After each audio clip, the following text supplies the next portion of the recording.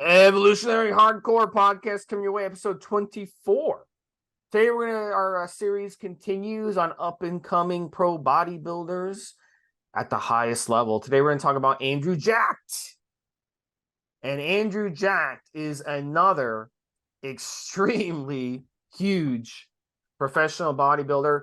This guy is really, really popular though. Maybe one of the more popular up and coming bodybuilders, probably the number one most popular up-and-coming bodybuilder that we have seen. He's a Nigerian professional bodybuilder.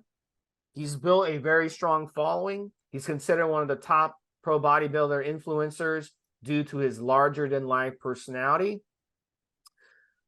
His nickname is Jacked. His full name is, I'm gonna try this one, Mobster. You ready? Chinedu Andrew Obekiwa. Obekia. So did I do it good? Did I do it right?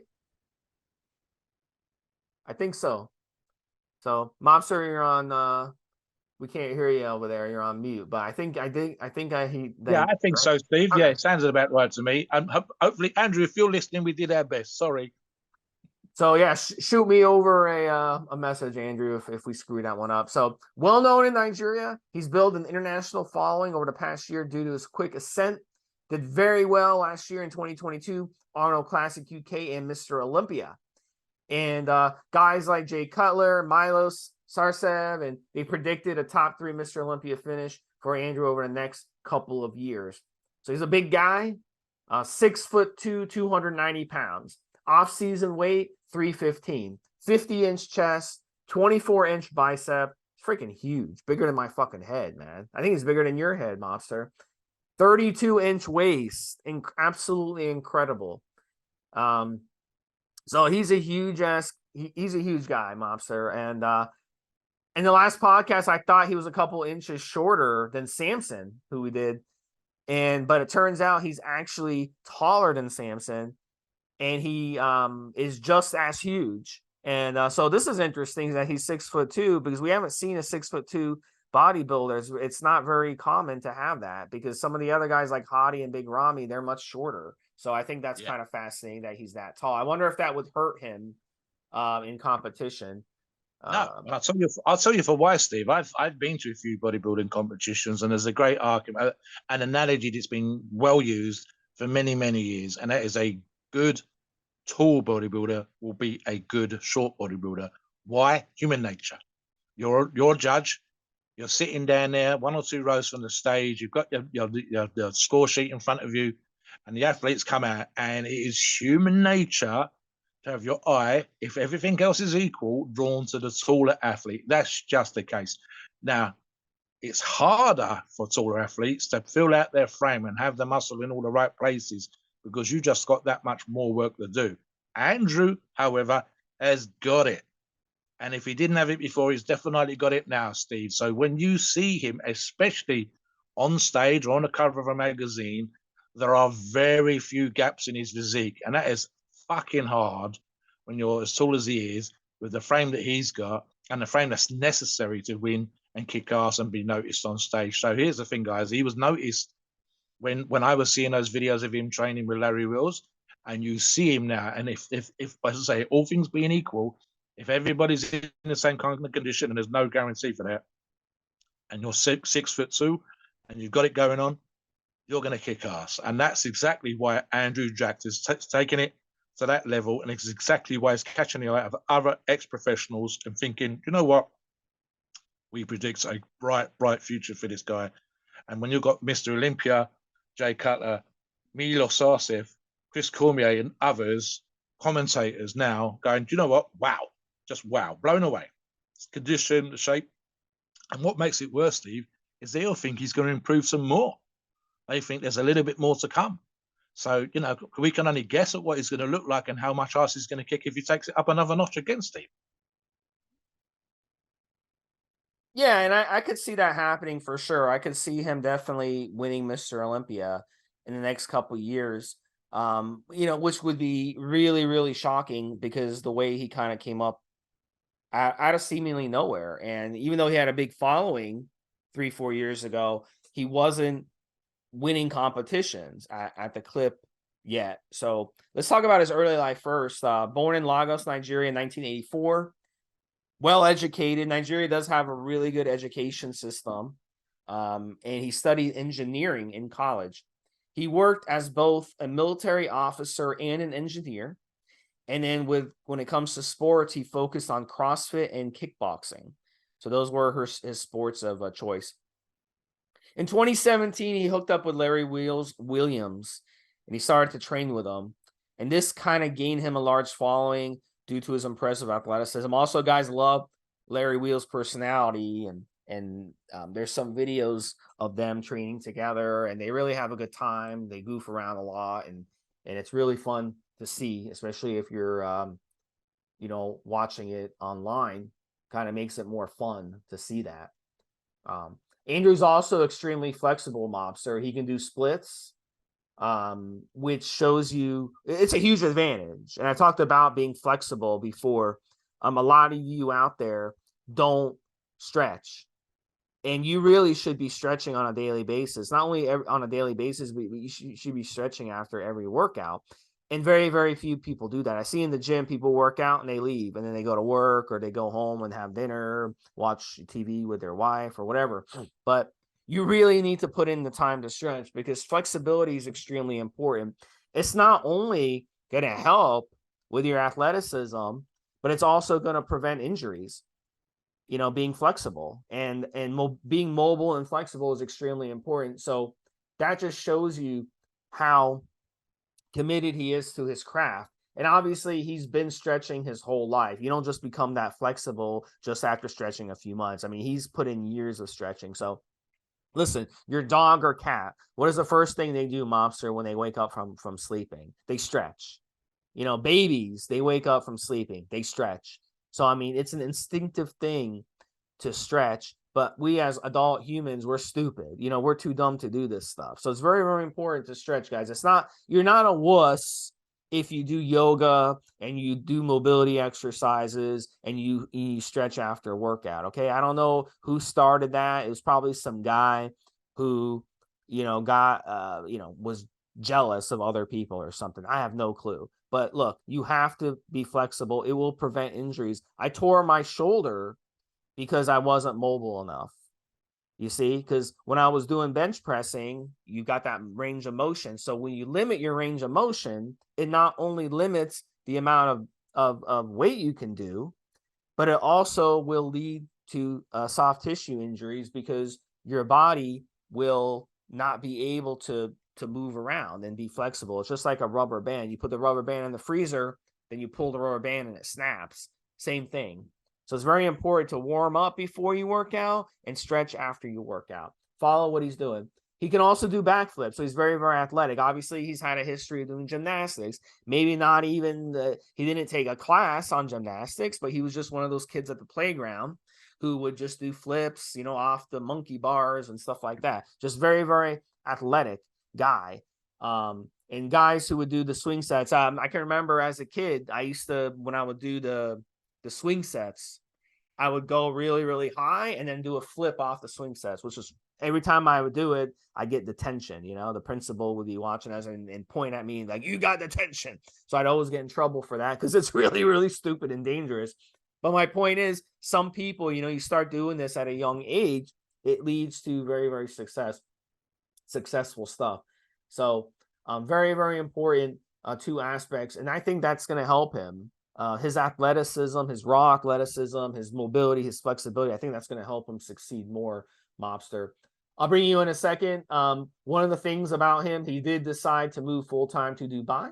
And Dubai is a bodybuilding hub in the Middle East. It's in the United Arab Emirates. It's a very wealthy part of the world. I think the average salary in Dubai is like 150,000 a year or something absurd like that. So it's a very wealthy place. A lot of businessmen live there. A lot of successful bodybuilders have relocated there. There's some really good gyms, and he trains at the famous, I believe it's called the Benos gym, is how it's pronounced. Maybe you can correct me on that one, Mobster, but it's not important. Binius, I believe. Yeah, Here's the thing, Steve. Yeah. So something, guys, it's we actually did a podcast on this just recently when we talked about the golden age of bodybuilding, and we said that one of the things that was great then, and the reason why it might, the 70s, mid-70s especially, might have been described as the golden age for bodybuilding, was the simple fact that some of the top competitors in the world were all training in one gym. So here's Dubai. Dubai has two of arguably the best gyms in the world. Binus gym is one, and the other one is Oxygen Gym. So there's Andrew. He's come to Dubai, maybe for work, for whatever, and he's working out, and he's fortunately paid enough for whatever he was doing at that time. He's already doing the Instagram thing, and he goes to arguably one of the top 10 gyms in the world. Maybe not as hardcore, arguably, say, for example, perhaps Metroflex, or maybe not even as hardcore, perhaps as the old Gold Gym back in the day. But in terms of accessibility to equipment, I think Oxygen Gym's like 3 floors, Steve, and they're all like rammed with equipment. Ineos is right up there, guys. You've just got to see the videos. They've got in-house massage, in-house, the hairdressers on the premises, everything. And then downstairs, you've got visiting athletes that are coming from all over the world. It's especially true for Vineas, the visiting athletes. I've seen local athletes here feature in Vineas videos of top professional bodybuilders.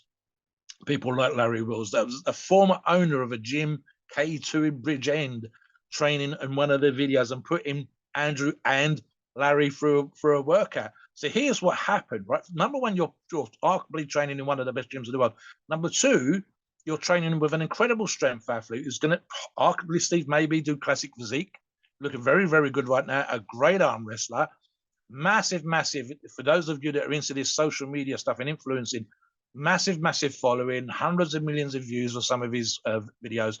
And he asks you, because he sees the potential that you've got and the physique that you've got, and you're over there plugging away, putting the work in, and he's saying, hey, this guy is someone I should hook up with. Gets Andrew to take part, and Andrew starts to sort of take off. He had a smallish following, Steve, but it took off. But the reason it took off wasn't just because he was collaborating, doing a collab, as they say, with Larry Wills, and feeding off of those followers. It's because, Steve, he's got a great physique and potential. So then what happens? He starts to build up this amazing physique and take it to the next level. Listeners, viewers, followers on Instagram are going, is he competing? Why is he not competing? He should be competing. Look at that physique. He's actually got more potential as a bodybuilder, arguably, than Larry. And Larry's got, he's one of those guys that's a good bodybuilder, a good powerlifter, a good strength athlete, a good arm wrestler. But would Larry ever win the Mr. Olympia? No. Can Andrew win the Mr. Olympia? Maybe. And we've seen him on stage at some good competitions, Steve. We're going to talk about competition history as well, where he's come on gangbusters. He's, again, and we're doing these podcasts, Steve. He's one of a series of podcasts. But you know what? These athletes, and Andrew's one of those athletes that has a potential to do incredibly well. When you're recognized by your peers who've already won competitions, and they're going, if he just works with this coach, if he just tidies up his diet, he's done that.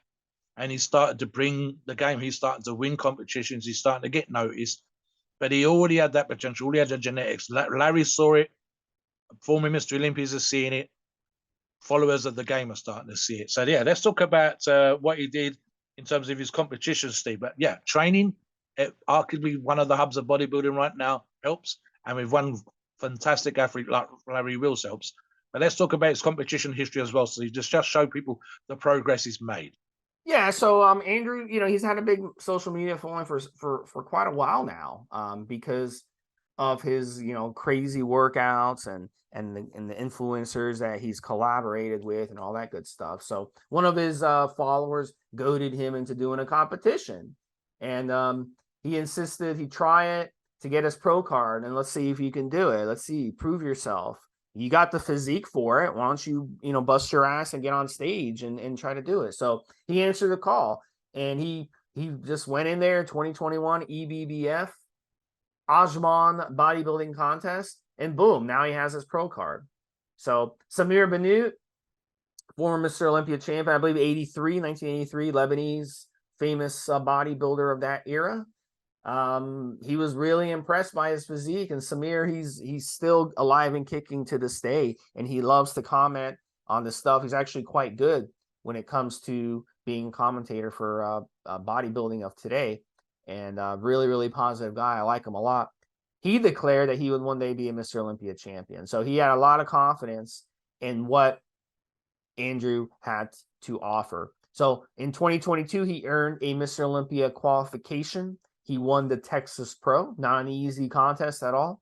He also won the 2022 Arnold Classic UK, and he put everyone on notice after doing that.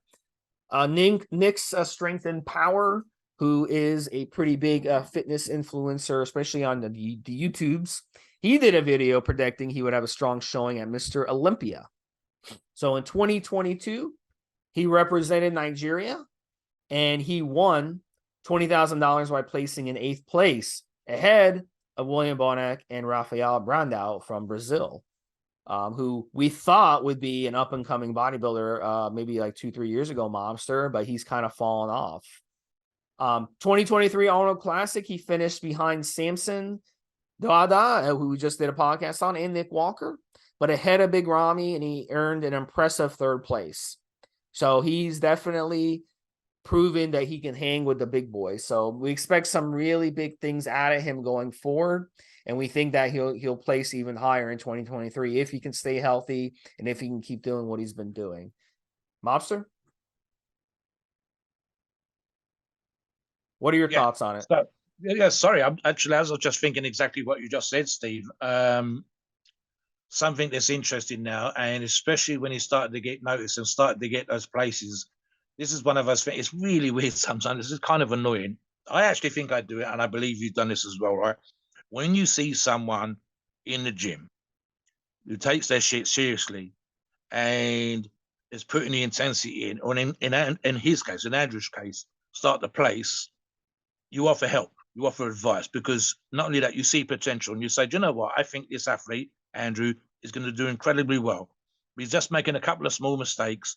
Or if he's not making those mistakes, I'm going to offer these couple of bits of advice that's giving them a little bit of insider information. So this happens sometimes. You'll see someone kicking ass in the gym, and you go over and say, just hold the bar this way, or just squeeze a little bit more this way, and so on and so forth. And they, oh yeah, oh my God, that's amazing, Steve. That's amazing, Mobster.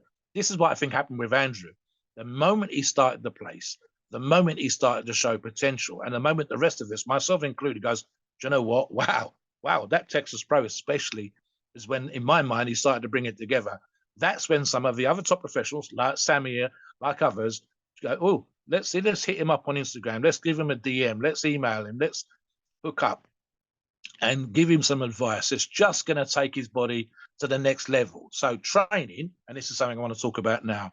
I think what Andrew's been training, and again, I said with Larry for a while, but a lot of the videos then would have been for show. They've both got great physiques. They look amazing, but you're not trying to compete. You're not trying to fill out the gaps. What do you do? And again, I've described this in a previous video. When you become a professional, or you want to become a professional, hopefully you'll get someone else, but if you can do it yourself, it's even better. You need an analytical eye to look for the gaps in your physique. Your lats could have a better insertion. Can you work your lower lats more to create the illusion? Can you separate the delt from the pec? Can we get that gap in there to separate out? Can we have more separation in your thighs? Is there a way of contracting your thighs while you do certain exercises? This is what Andrew's done with his training. And Steve's got an article that we're going to attach to this podcast, and references a couple of articles. The specific one was a shoulder article, which I'll let shoulder routine, I'll let Steve talk about. So what does Andrew do now that he wasn't doing before? He's filling those gaps in. He's getting advice, little snippets of information, talking to other top level professionals or ex-top levels professionals and saying, you know, how can I do this? How can I do that? And picking their brains and finding out how to bring that show finishing, show winning polish. There are no gaps. For example, Steve, and it sounds like a silly thing here in the context, his pose is improved. He does this kind of leaning over thing with his double biceps that other athletes are not doing because it suits his physique. So he's adding, instead of just doing a straightforward front facing the crowd double bicep, he'll turn so that the hips are turned so that the waist looks smaller, and then lean over slightly. Other athletes have done it. Andrew's doing it. It suits his physique. He's presenting himself better than he was before. So he was a good bodybuilder before who had potential that people could spot. And then he fills in those gaps and he learns to present what he does have better. And then it's things like getting better from show to show to show, learning how to diet more, learning how to bring those presentation things, that better tan, being ready ahead of time, and so on and so forth. And he's getting those snippets of advice from some people, and they're allowing him to improve from show to show to show, which is why he's catching those top athletes, top ex-professionals, top Olympias eyes. And that's why they're saying, this is why we think he's got this potential. And this is, hey, Andrew, do this. Hey, Andrew, do that. Sometimes they're doing it on the podcast that Andrew's been sort of not told to go and have a look at. And sometimes they're literally hooking up, sending them a DM, sending them an email, hitting them up on Messenger and saying, Andrew, try this with your foot position, try this, make sure you do this, and so on and so forth. Those things. Talk about this shoulder workout, Steve, because I know you've got this in the article, the intensity that was in that workout, working with another athlete. Yeah, absolutely. And he did a video with Carlos Thomas. You can actually watch it on YouTube. And if you can just YouTube shoulder workout Carlos Thomas, and you'll see it come up. And just the intensity of the workout, the sheer level of pain in his face. And very, very similar to the one we just did on Samson Mobster, where these guys really, they put their bodies and their minds through a lot of trauma during these workouts. And that's what you got to do at that level, especially if you're going to improve your body. You have to go through pain. You have to be uncomfortable. And I talk a lot about this on our other podcasts I did when it comes to nutrition. It's very easy to get a craving for ice cream or cake or cookies or anything like that, and just go to your refrigerator, open it up, or go to your freezer, open it up and eat that. It's very easy to do. Anybody can do that. But it's, what's even better? Having a craving for something and avoiding it. That's impressive to me. That is called being uncomfortable. And that's what makes you stronger. And we're going to get into the nutrition aspect in a second, because he knows exactly what I'm talking about, because he's lived it. Okay. And when it comes to training, it's the same thing. You don't see NFL athletes, Mobster, going to training camp out of shape. It's not like it used to be back in the 60s and 70s, where guys had construction jobs during the off season because they didn't get paid jack shit as football players. Now they're making plenty of money. Even the minimum NFL athlete gets is close to $1 million right now. And it will be $1 million, in the next couple of years, once they do the new contract with the owners. But that's literally going to be your minimum, is $1 million a year. So you're making enough. We're in the off season, when you're not getting paid during the off season, you can still afford to not have to have another job. So you're basically, your job in the off season is to make your body and mind stronger. So you go into training camp, you're already in great shape, right? So listen, you go into training camp and you still, even if you're in good shape, you're still uncomfortable in training camp. You still have to push your body. If you want to get faster, you got to push your body to get faster. If you want to get stronger, you got to push your body to get stronger. That's how we train our bodies. That's how Iron Men can literally go from sunrise to sunset, swimming, bicycling, running, nonstop, and be able to accomplish that. It's just amazing what our bodies can be pushed to do when we push our body. So that's how you train your body for that. You don't train your body by sitting on the couch. You don't, like I see most people in the gym. I won't even say sitting on the couch, Mom. So I say most people in the gym, when you watch them train, it's a complete joke. They don't put any, it's too comfortable. Like, they'll go to the gym, and I've trained with people like this. They'll be doing a lift, and then they'll start, my muscle's burning, and then they'll stop, and then they'll look at me. And I'm like, I'm confused. I don't understand what it's like. Why are you That's even bothering? The idea. That's how you need to train. You gotta be uncomfortable to make your body stronger. Your muscles aren't going to react and improve unless you get uncomfortable. But this guy takes it to another level. Andrew takes it to another level when he does his training, to the point where the amount of pain that he's in is tremendous. And then you got to factor in the anabolic steroids causing these crippling pumps that he experiences. He doesn't give a shit. He just pushes through it. He's like, I'm going to ignore the pumps. And every breath you take brings down the level of pain just a little bit. just a little bit, but it's still a tremendous amount of pain. So you have to put yourself through pain. My workouts are extremely intense. I did a Bikram yoga workout for 90 minutes. The heat index in that room was 160 degrees.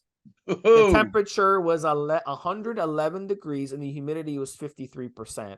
So if you do those calculations, the heat index is 155 to 160. That was uncomfortable. But you know what? Let me give you a got secret. to make your body stronger. And that's what makes your body stronger. Not being a wuss and getting up and leaving that room because, oh, I can't take it anymore. I'm uncomfortable. No, you got to do the work. You got to push through it to make your body stronger. It's the same thing when I used to do endurance running. I would be running, right? And I'd feel so uncomfortable on the verge of being nauseous. But you know what? I push through it. It's uncomfortable. But once you break that barrier, then that's when you start improving. So this is what Andrew has learned when it comes to his training, and it's enabled him to take his training to a next level very, very quickly and go from just like a fitness influencer who's a recreational bodybuilder to one of the top bodybuilders in the world, and maybe over the next couple of years, the top bodybuilder in the world once he gets that crown. Let me touch on one thing, and this is not true necessarily of all top athletes. I think it's actually funny enough true of me and you, because we've actually had a laugh or two during these shows, and even in the pre-show where we're joking each other's shade and laughing their fucking heads off and then coming on and doing the show, right? So, you know, because we get on well and we like to joke around, and that makes things that are serious not so serious, right? So something we've seen with Andrew is that he's occasionally goofed around. Right? So what is this? Why is this a thing? I can tell you for why, right? First off, because we know he's serious when he works out. We've seen him. That shoulder workout that Steve talks about was fucking balls to the walls, hardcore, both of them in pain, both of them pushing each other. Same thing when he's trained occasionally with Larry. You've seen proper intensity and focus, and they're not having a good time when they're hitting the weights. They're not having a good time when they're moving the weight from A to B. They're not having a good time when they're squeezing down with a contraction. But what you are seeing sometimes between sets, and certainly when you're together with other professional bodybuilders, is they're relaxed, they're goofing around, they're having fun. But when it comes time to be serious, they were kicking ass. Now, why is this a thing? As I said just now, catabolism, Steve. If you are training super hard, super intense, contracting, squeezing, doing every single damn thing you possibly can to get the most out of your training, that's catabolic. Now, and obviously anabolic steroids help you recover. The time off from training helps you recover. Proper nutrition helps you recover. What could also be catabolic, and Steve's a big one for this, is not sleeping enough. And here's another thing. If you are stressed, if you take life super seriously, and I'm sure we've all done this. I know I have. I know Steve has. It's actually catabolic.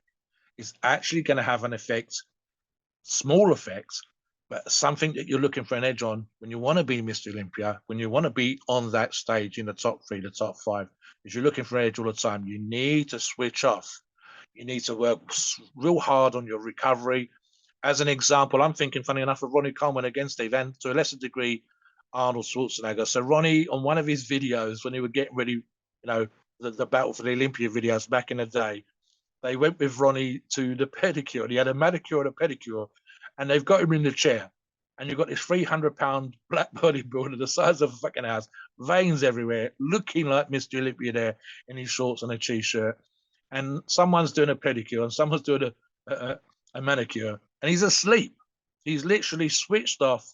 He's come from the gym. He's had a hell of a workout. He's showered. He's had something to eat, and he's having a mani and a pedi, and he's gone. He's away with the fairies. He's literally asleep in the chair, completely relaxed. And this is super, super important. So with Andrew, we've seen that. Andrew would joke around. Andrew will be relaxed. And that is part of the reason how he recovers. It's actually a big thing. I do this. I think the thing I was thinking of with Arnold was he would do it in the gym. He would jerk the chain, he'd have a joke. But when it was his turn to work out, boom, head on, head in the game, focus. And this is what we're seeing with Andrew, I think, Steve. And this is the reason why, not just genetically, physically, with the attributes that God gave to him, but just also because of his mindset. When it's time to train, trying to kick ass, I'm there. The green light is showing, I'm going. But in between, when you're out of the gym, life, when you're out with your buddies, especially when you're out with your bodybuilding buddies, jerking around, having a joke, laughing at the camera, being relaxed, chilled, etc. This is super, super important. I think the thing that I've been around some strength athletes, arguably the strongest men in the world, Steve, and I can think of 2 or 3 of the biggest. A great example of this, even now, is Eddie Hall and Brian Shaw, Steve. 360 something pounds, 400 and something odd pounds, goofing around like idiots on camera, but they're super, super serious with their businesses, still super serious with their training. Brian is still competing. But outside, when they meet each other, just fucking around like 2 big, fat, ugly kids, but doing their shit and relaxed, and they relax each other. They laugh. They're playing around, and that's super important. And this is something we've seen with Andrew. Outside the gym, relax, and that helps you grow. It helps you recover. So yeah, let's talk about his nutrition as well, Steve. On you.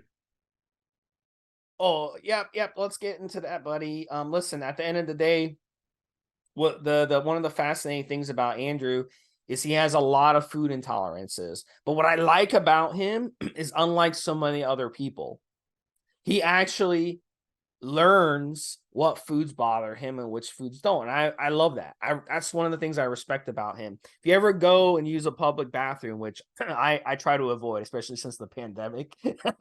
I mean, people are dirty. Go to a sporting event, right? And you walk into the bathroom, you got someone on the toilet for like 20 minutes, or you get someone on the toilet, they get diarrhea everywhere. I mean, it's just like, what is wrong with people? You cannot have these types of problems and not change what you're putting in your body. But people nowadays, they just go and they get Gas X, and they get all kinds of, and they get Pepto-Bismol, and they get all these things for their stomach that they need to take. You shouldn't need to take any of that stuff, guys. You shouldn't, because if something is not agreeing with you, you need to just eliminate it. It's called an elimination diet. And for me, I don't react well to certain things. Tomato sauce, for example, it bothers my stomach. It gives me heartburn. It gives me, it gives me diarrhea. It gives me issues with my gut. So I avoid it. It's very acidy in the stomach. Garlic and onions, they're very high FODMAP in your body. They throw bacteria levels off in your gut or whatnot. I'm very intolerant to it, so I avoid them. So it's very important to learn what things bother your stomach and learn to avoid them. And this way you can have a comfortable stomach. What is the point of eating something, then going and working out, and the whole time you're working out, your stomach is bothering you and you're trying to digest it? Doesn't make any sense. So this is one of the things I respect about him. And he's very smart when it comes to how he eats. He only eats 3 or 4 meals a day. He doesn't follow the Rich Piana 10 meal a day bullshit, which is a lot of pressure on your gut. You're basically making your gut work 10 times a day to digest food. Why would you do that to itself? It's better to compress your meals into 3 or 4 meals throughout the day. And that's what he does. And this is really the way our bodies are designed. We're not grazers. All right. We're not cows. We're not sheep. We're not goats who go and graze on food throughout the day. So he realized that, and it helps him stay energetic. It helps him stay on top of things. And he also, when it comes to his diet, he consumes easy to digest foods: oatmeal, chicken, rice, broccoli, eggs. He might get 1 protein shake a day, maybe. Okay. Usually he doesn't consume very many protein shakes. I don't consume any protein shakes myself at all. And I know Mobster, he drinks protein shakes, but the protein shakes he drinks are very minimally processed and have very, very few ingredients. Doesn't have all this other crap in it, the sucralose, the dyes, the sweeteners, all this other garbage that you see in protein shakes. So he learned what I'm supposed to do. Go ahead, and I'll chime in. Only after training, Steve. 1 shake after training. I think I double up on leg days. Today was a scoop and a half, so about 60 grams powder, 50 something grams of protein, and there's nothing in there except the emulsifier that came with the product. There is no coloring, no flavoring, no sweeteners, Nothing. Literally, I buy 20 kilos at a time, guys.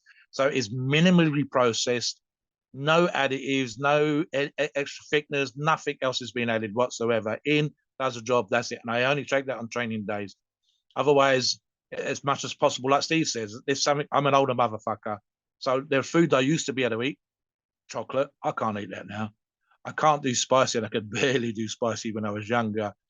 If I have certain foods that are too peppery, can upset my stomach. So, like Steve says, I'm aware of what I can eat and do well with and what not.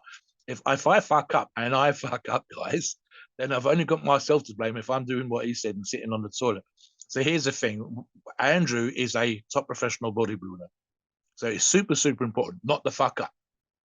Even if, for example, he did something stupid like me with the chocolate, what happens? You get inflammation. So that means if you're a super lean bodybuilder, you might start to hold a bit of water. You don't want to be fucking up like that before competition. How many times have we seen top professional bodybuilders? I think they were competing in Vegas. That seemed to ring a bell most times, Steve. And they would end up fucking up in some way, which was sometimes we know this was a drug related thing. They missed their peak, they mucked up on diuretics, they changed something at the last minute they shouldn't have done. But equally, because they were getting their food from a different shop or a different place, and it was processed differently, hadn't been looked after properly, and so on and so forth. And so they have some, as I would say here in the UK, dodgy fish or dodgy chicken, and boom, there they are, the night before the biggest competition, the event of the year for top professional athletes, say the Arnold or the Olympia, and your stomach's in bits. You're holding water. You're not keeping food down. This is not where you want to be. So if you're aware, and like Steve says, using that food map, if you're aware that there are certain foods you can eat and can't eat, and in his case, Andrew, it seems to me, Steve has to eat clean all the time. A cheat meal would consist of more of the food that you're eating normally. So more rice, more chicken breast, more broccoli, rather than going out and hitting the pizzas, rather than going out and having a place that piling the sauces on, and you've got no idea what's in there, monosodium glutamate, way too much sodium, whatever, all these different things. No, he's realized that there are some food allergies he has. These are foods he has to avoid, which he does. And how do we know that? Because he's kicking ass, Steve, because he's looking better from competition to competition, because he's getting great advice, and because he knows I can't eat these things. Steve said the same. I actually know a neighbor, Steve, in my street. I believe he passed away not that long ago, where rumor had it the ambulance was coming in for him, the paramedics, 4 times a year, because he was eating the same goddamn fried breakfast he'd been having for years, which he likes. It's a fried breakfast. I like bacon. I like sausages. Every single goddamn day, Steve. But he was of an age where he absolutely shouldn't have been doing those things. And he was putting himself into hospital 4 times a year and just ignoring the doctors. So, like Steve says, we all do stupid stuff from time to time. But Andrew needs, and we can see that he's doing this, to be on point as much as possible 24/7, and to absolutely avoid any of the foods that he can't stomach. He might love the taste. He might, it's amazing how it feels when it's going down. Boom, the next day you're smooth. The next day your veins ain't popping. You're in the gym, you've got no energy. And it's 6 weeks to go to the biggest competition of your career. You don't do that. You shouldn't do that. And I don't think Andrew's doing that, Steve. I think he's doing exactly what needs to be done at this point in his career. And that's the reason why we're seeing the kind of improvements that we're seeing. And that's the reason why he's able to bring it at his height on stage and catching the eye of ex-Mr. Olympia competitors who think Andrew may well be up there with them, with the crown in his grasp, kicking ass. What about the rest of it, Steve? Yeah, so let me touch on a little bit of a cheat meal thing, because he talks about it in the video and he explained it very, very beautifully. I actually like the way he explained it. I've been saying this to people. When it comes to cheat meal, look, whenever you do your cheat meal, let's say you do, I'm going to do a cheat meal every Sunday. I'm going to have a pizza and ice cream and all this crap, right? Low quality stuff, the low quality Walmart style ice cream, or Dairy Queen ice cream or something like that. All you're doing is resetting that craving more and more and more when you do that. So it's just like any addiction. You're addicted to that food, right? So when you get it once a week, you're never going to shake off that addiction. It's like a heroin addict and telling a heroin addict or telling an alcoholic it's okay to have a drink once a week. Oh, go ahead, enjoy yourself. Go have a drink once a week. Oh, go have a hit of heroin once a week. It's okay. Look, you're never going to conquer that addiction. Okay. So that's just why people who were previously alcoholics who have conquered that addiction, I love to hear that for those of you who have. Right. I have a lot of respect for people who have, because I know it's a hard addiction to get rid of. You don't see those people go back and have a drink every weekend or a couple times a month or something like that. They don't. They completely abstain from it. And that's what you have to do when it comes to junk food. Now, when it comes to pizza or it comes to ice cream, there's different options. Avocado ice cream. I consume avocado ice cream here and there. It's got really, really good ingredients. And I know Mobster makes his own ice cream. It's got good ingredients. It does have sugar, but it's better than the shit he would buy from the store. Oh, Pizza. please, man. Make your Another own level. pizza at home with cauliflower crust. You can do that. You can make your own pizza at home with cauliflower crust or an almond flour crust or something like that, or a coconut flour crust. It's possible. I've done it before. But I mean, just buying, the crappy ice cream or the crappy pizza or the crappy foods, it's going to have an issue. So if you don't want to trigger those cravings, you have to avoid it completely. Same thing with a porn addiction. You can't just go watch porn once a week if you're a porn addict or a sex addict. You can't go be having sex with, hood rats once a week. You're not going to be able to do it. You've got to completely abstain from it.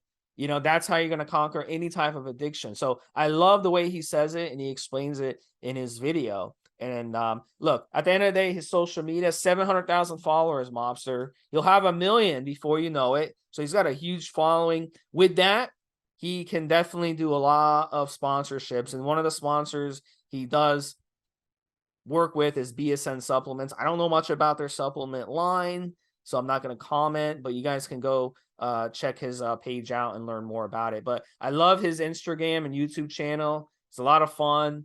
He definitely loves life, and it's really, really cool to see. So we'll have to see what happens in the future. So Mobster, touch on that really quick, and then we got to get into a steroid cycle because that's the fun part. BSN back in the day, guys, was the one that I think was Ronnie Coleman's a sponsor. In fact, I've got some old magazines that just came this week, and they've got Train Like a Freak t-shirt on Ronnie, looking absolutely crazy, Steve. Probably his peak.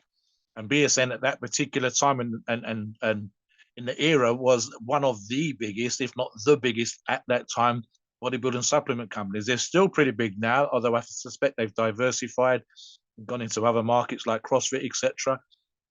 So like him, and I think of another athlete that's just been signed by Muscle Tech, which I think is actually the next video that we're doing, because he was originally with Redcon 1. He's now with Muscle Tech. We should name him in the next video podcast that we do. These are big names and big numbers. And I suspect, again, we're talking about some decent cash here. Again, minimum 6 figures here. What does that mean? It means that the company can see a great future for this athlete, Andrew. Typically, they'll do a thing where they'll give him the 6 figures, and then sometimes, this is an example, Steve, they will equal the prize money you win in competition, or they'll give you the same amount of money they've given this year, say 6 figure, $100,000. You'll get that as a bonus for winning the competition, because what benefits you as an athlete benefits them as a company. So that's how that works. It also means that you can relax. You don't have to worry about bills. You don't have to do too many shows or seminars. Or you don't have to go to too many gym openings or whatever else. What you can do is go to the gym, kick ass, bills are paid, and just get as good as you possibly can be. And that is a big and important part of a major, major sponsorship. Like I say, I think BSN might not be there now, but they certainly were back in the day, Steve. And they had 8-time Mr. O, Ronnie Coleman, at one point on their books, arguably when Ronnie was at his absolute best. So that's a big important part of being sponsored, not just whatever money you can make for Instagram, selling photographs or diet programs or whatever. And I don't think Andrew even does that, Steve, but because some do. But literally, it's a another box ticked, another thing you don't have to worry about, and that is super, super important. Let's talk about the juicy, the meat and potatoes, the reason why our listeners come to this podcast. Let's talk about what we think Andrew might be running now in order to take things to the next level, Steve. Yeah, so I wasn't able to find very much stuff about where he talks about steroid use. So we'll go into educated guess as to what someone like him would be using to have that kind of physique. So, look, Dubai gyms. I actually looked into the laws in the United Arab Emirates on anabolic steroids. I thought they were legal there. I thought, they were very widely acceptable, but widely available. But I was surprised they aren't, Mobster. But we know that the gyms there are overflowing with anabolic steroids. I mean, it's especially those two gyms that we mentioned earlier. Absolutely, Steve. Yeah. Absolutely. Do you know what I think it is, Steve? And I think this applies arguably to America and to a lesser degree here in the UK. I think if you're supported within your community, one of the things that you and I are recording in the not too distant future are going to refer to the ancient Olympic Games, and whole towns would support you. Your city would support you. So here's what I think happens. If you bring something to the community positive, if your athletes, the people that use your gym, are respectful, if in all other ways they are obeying every single local law, they talk to women a certain way, they park, they don't make noise when they come out the gym, they don't break any other laws, and you are representing the country, the region, even if you just train in the gym in that particular area, and the nature of the relationship with the gym, etc., for whatever reason, and it's happened for since the 50s, never mind recently, but more so now. They won't, I won't say turn a blind eye, because I don't want to infer that they're ignoring this, but ultimately that's what it amounts to. So whether you're going to a pharmacist, whether you're getting prescribed for a doctor legally, as opposed to just getting hold of drugs, and that doctor, somewhat mysteriously, as Steve kind of infers, and I agree again, Steve, has every single anabolic drug you can think of, access to all the peptides, access to all the SARMs, and they're just down the street from the gym. What the hell? How did that happen, Steve? God only knows. Why are we not getting any problems? Because the guys are going there. What are they doing, Steve? They're training their asses off and they're chilling. They're not out causing ructions. They're not out at the clubs.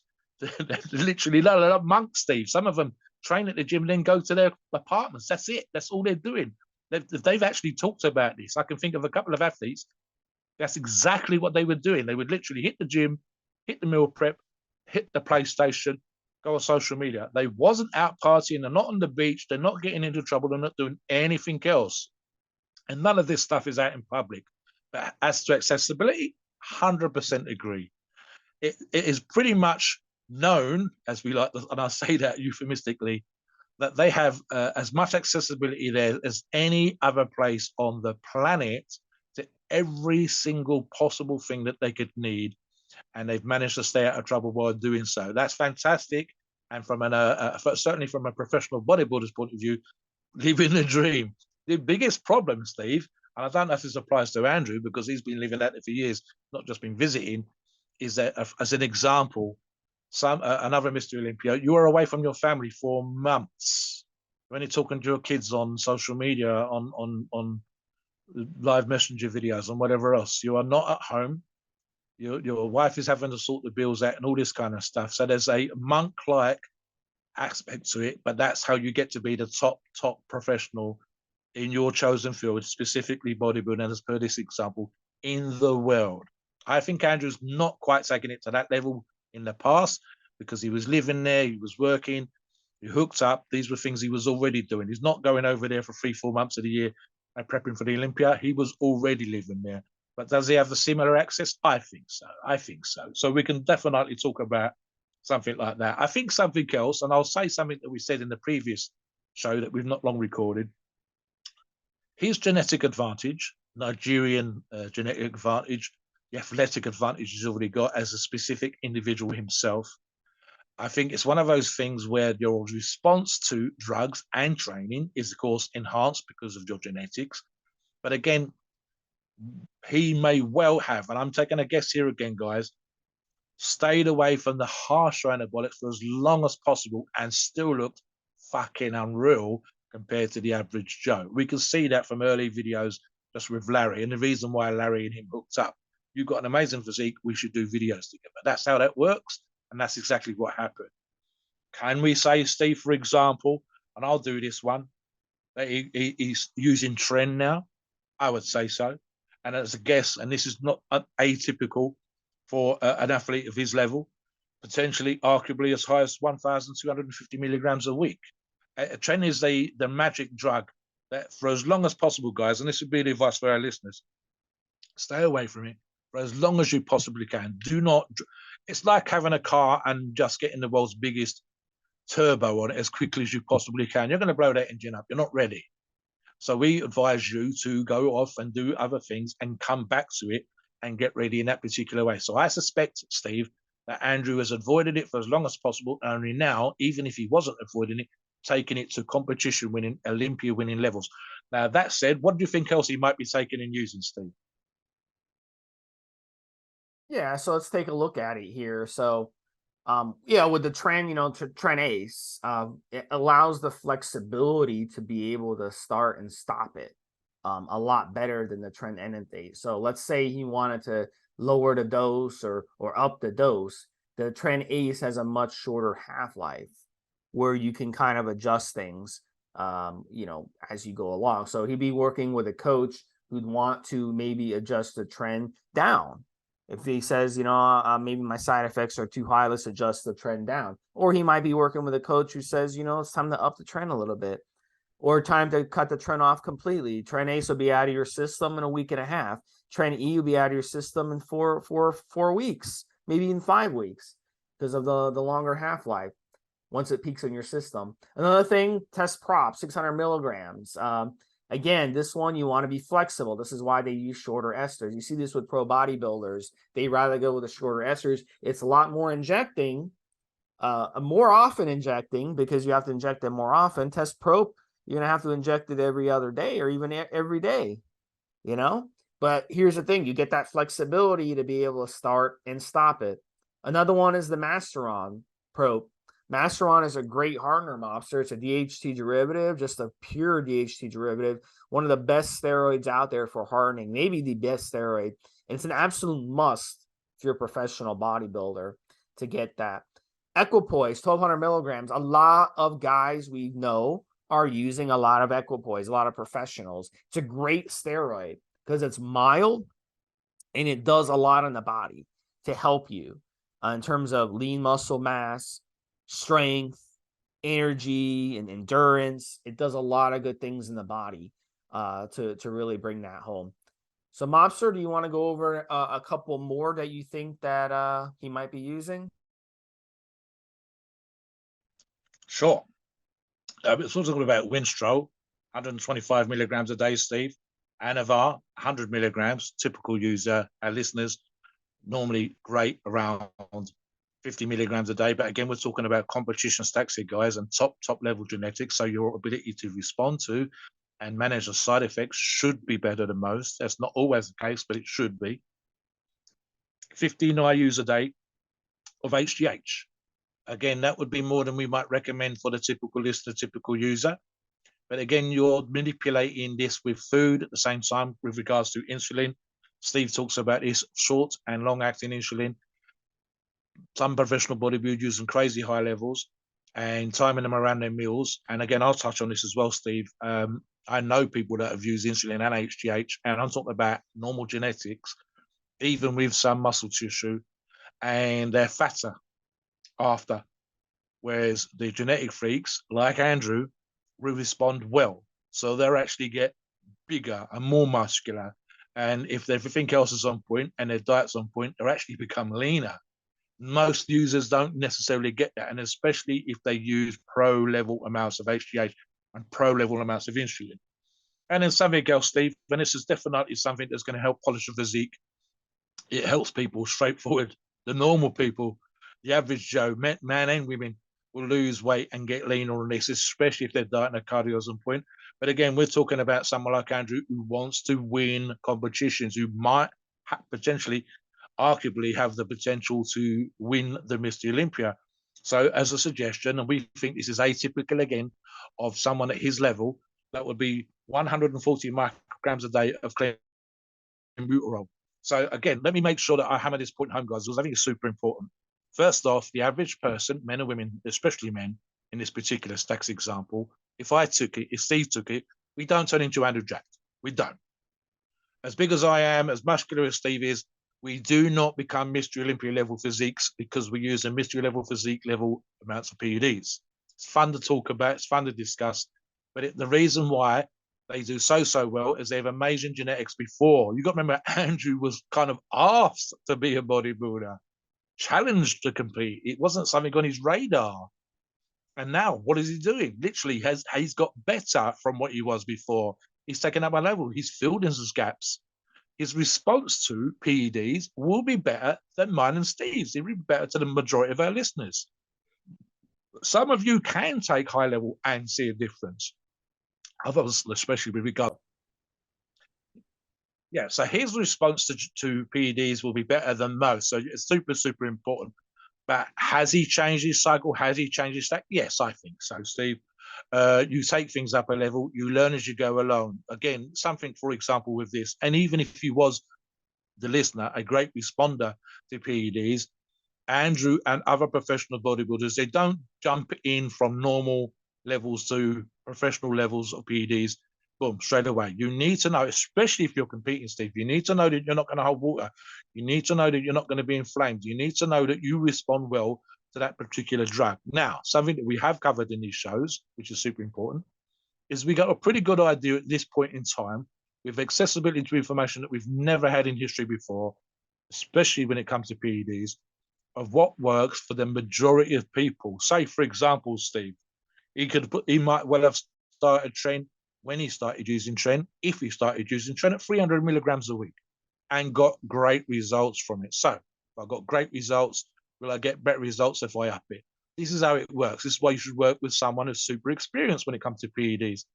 A prep guru, someone who's got people into shape for competition. So you start to have these conversations. And this is also, and I think this is where we're getting up with Andrew at the beginning, when you start to have those conversations with other winners who are not competing anymore, that can talk to you and give you bits of advice, whether it's things about keeping your skin looking good, whether it's about picking the right kind of tan to use, whether it's about changing your foot position for posing. It's why you quite often see people in the room where these guys are posing, giving snippets or whatever else, giving different eyes, different views, different angles. It's why most posing rooms have mirrors so you can see what's going on behind you, to your side. And you want to work with someone like that, whether it's Milos or whoever out there, giving you that kind of advice that's just giving you the edge, the right thing to fill you out, how to manipulate your water without using diuretics. And then if you do bring diuretics in, to get their last little percentage of water out. All of these kind of things that give you that great advantage, but above and beyond their experience and your own personal experience. Because how many people we've talked about this, Steve, like copy and paste diets and copy and paste PED cycles. You can't do that. It's the reason why we encourage our listeners, especially the members of the forum, to run a log, for example, because we say, listen, we can give you this kind of copy and paste up information. This is what works for most people. However, we've just seen a photograph of you. Masteron's not going to do. You're too fat, or you're super ripped, super lean, super vascular, but you're vastly underweight. You need to up your protein. You need to up your carbs. This kind of stuff. And trust me on this. Even professional bodybuilders can take that kind of advice. They need to know. It's how, Steve, you and I can say this for ourselves. We're reasonably analytical for ourselves. That's the reason we've been able to have some success in our own chosen ways of running this sport. Mine in grip, yours in just being muscular, staying ripped all year round, etc. These kind of things. You're reasonably analytical. You're big on fasting, for example, and you know that works, and especially works for you. And we've learned that. I know what works for me, what I can do in the gym to get strong. I know those things. That's I've been able to kick ass in competition. Andrew, funny enough, is younger than us and less experienced than us. And that's just the truth right now. So he can pick the brains of those with more experience, more knowledge, and at the same time start to learn more about himself. This applies to the listeners, it applies to Andrew, and it applies to me and Steve. So that's super important. Last thought, Steve, before we finish. Yeah, and at the end of the day, it's very, very important not to try to copy what these professionals are doing, because it's just not going to work for you. You're going to get very sick. It's gonna cause you a lot of problems.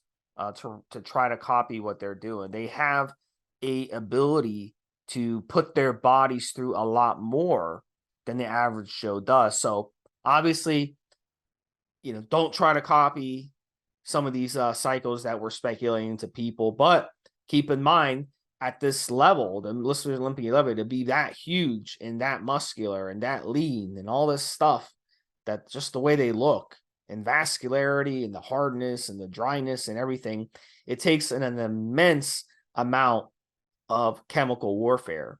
And that's what it takes at that level. So look, bottom line, at the end of the day, we got to see what Andrew is going to end up doing. And, we'll see. It's going to be really, really stiff competition. We have a bunch of good competitors coming. I'll say great competitors coming.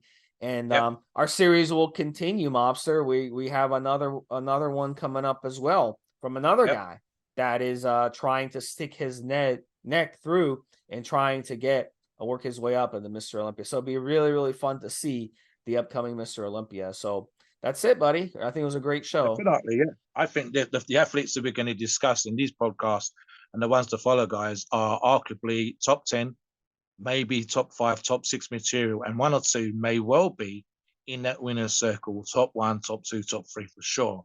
So let us know what you think. We want to see your comments. Do you think Andrew has a chance of winning the Mr. Olympia? If it's not this, is it next year? Let us know what you think on this podcast and give us your feedback. Please note, we are not doctors and opinions are ours. It's our view and based on our experience and views on the topic. Our podcasts are for informational purposes and entertainment only. The freedom of speech and the First Amendment applies.